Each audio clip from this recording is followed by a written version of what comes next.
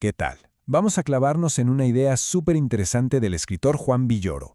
Él plantea que una nación es como un manuscrito, uno que se escribe, se borra y se corrige una y otra vez. Y de ahí sale la pregunta que va a guiar toda esta charla. ¿Cuántos borradores necesita la patria? La verdad es que es una metáfora increíble para entender cómo se construye un país, ¿no? Bueno, para empezar a desmenuzar esto, arranquemos con la crítica a estos primeros borradores de la nación. O sea, cómo la literatura ha servido de testigo, casi como un cronista de una democracia con bastantes fallas. A ver, imaginen la escena. Es 1976. Un joven Juan Villoro va a votar por primera vez. Toda la emoción y ¿con qué se topa? Con que en la boleta presidencial hay un solo candidato, José López Portillo, del PRI.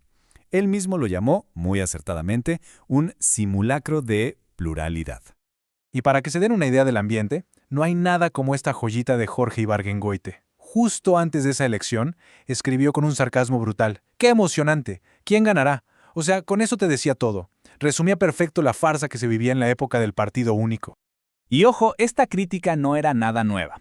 La literatura mexicana ya llevaba décadas haciendo de editor incómodo. Desde 1929, Martín Luis Guzmán en La sombra del caudillo ya nos mostraba las tranzas de los generales. Luego en el 55, Rulfo nos regaló Pedro Páramo, que es una metáfora brutal sobre vivir bajo el yugo de un cacique. Para el 62, Carlos Fuentes desnudó a la nueva élite corrupta en La muerte de Artemio Cruz. Y ya en el 64, el mismo Ibargüengoitia, en Los relámpagos de agosto, de plano nos dijo que la revolución había sido un circo. Cada libro era como una nota al margen diciendo, esto está mal. Ahora, esto nos lleva a una pregunta mucho más filosófica. Una especie de paradoja del progreso. ¿Será que el arte, para ser grande, necesita que las cosas anden mal? Hay una frase famosísima de Tolstoy al inicio de Ana Karenina que le da justo al clavo. Las familias felices no tienen historia. Y es que es verdad, ¿no? El conflicto, el drama, no la paz, es lo que engancha, lo que hace que una historia valga la pena. Y este ejemplo, que muchos ubican por la película El tercer hombre, es perfecto para ilustrarlo. Por un lado tienes a Suiza, siglos de paz, de democracia, y que nos dieron el reloj cucú. Por otro lado, la Italia de los Borgia, guerra, corrupción, traiciones, y el resultado, nada más y nada menos que el Renacimiento. La idea es que a veces del caos más absoluto nacen cosas maravillosas. Entonces, ¿qué hacemos con esa idea? ¿Preferimos un país en conflicto para tener novelas increíbles? Pues la conclusión de Villoro es un no, pero un no rotundo. Él lo pone así de claro. Vale la pena luchar por la democracia, aunque eso signifique que las novelas se vuelvan más aburridas. El bienestar de la gente siempre va a estar por encima de la materia prima para el arte. Muy bien, ahora vamos a darle la vuelta a la tortilla. Hablemos de los redactores de la patria. De un tiempo en que los escritores no solo criticaban el manuscrito, sino que lo estaban escribiendo literalmente.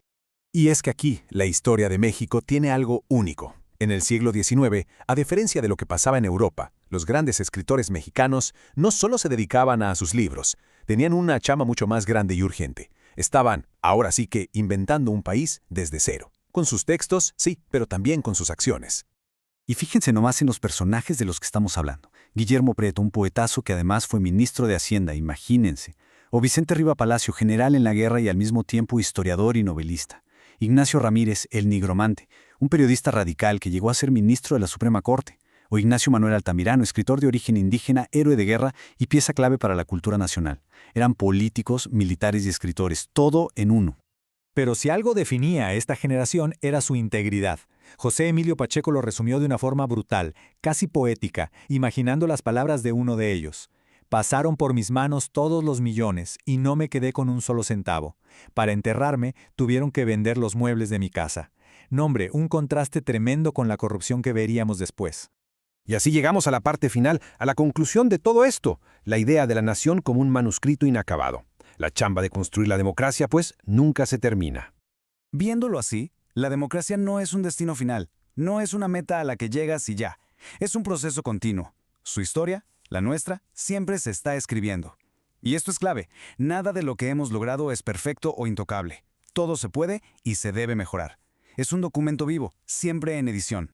Y esto nos trae de lleno al reto que tenemos hoy como ciudadanos. Es muy fácil sentir que todo nuestro poder se resume a un solo día, el día de la elección. Pero al día siguiente parece que ese poder se esfuma. El gran objetivo es movernos de una democracia donde solo elegimos representantes a una donde la ciudadanía de verdad vigila exige y supervisa a quienes eligió.